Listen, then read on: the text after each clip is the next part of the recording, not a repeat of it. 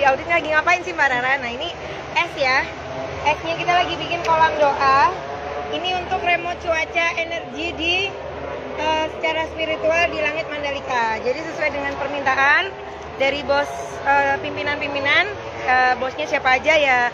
Tentunya Pak Erik, Pak Presbiberi, Pak Hadi, Pak Priyandi, dan semuanya, Pak Santos, juga semua tim kerja, supaya cuacanya jangan terlalu panas, karena kan yang balap adalah bule itu kan nggak biasa dengan cuaca panas, jadi kita diminta untuk memanggil drizzling atau gerimis ya.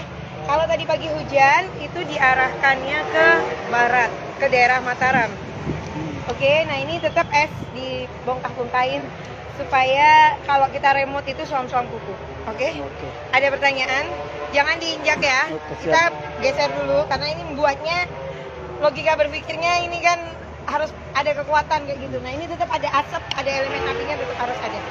Kemana berarti tadi diarahkan untuk hujan yang tadi pagi tuh Mbak? Ke barat. Ke barat ya? Yes. Ke arah Mataram begitu Mbak ya? Iya.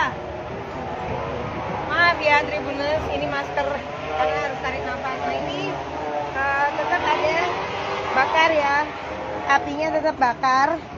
Cuman di atasnya itu ada es batu. Sama-sama ikhtiar, sama-sama berdoa. Jadi ada gerimis-gerimis cantiknya, ada seninya. Apa tujuannya es batu ini dibuat seperti ini Mbak? Untuk elemennya bisa elemen air ya. Tetapi di sini elemennya supaya dingin. Nanti ini kan naik ke atas. Nah ini kan coba Tribuners, ini matahari pas di atas kepala kita, tetapi dia suam-suam kuku. Ini juga untuk menahan banjir ya. Mudah-mudahan tetap lancar sampai besok. Kira-kira bisa mencair ini esnya untuk yang ini Mbak? Lama kan? Lama. Kenapa kira-kira lama begitu? Ya karena kan di sini ada energinya. Ini kan Agnihotra. Kalau di budaya Bali, Agnihotra itu memang untuk berdoa. Nggih, Pak, nggih. Bapak kan dari Bali, nggih?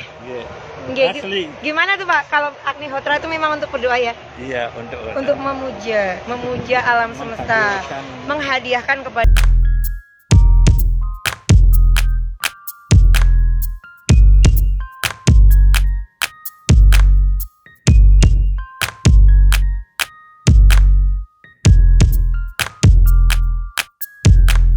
Terima kasih sudah nonton.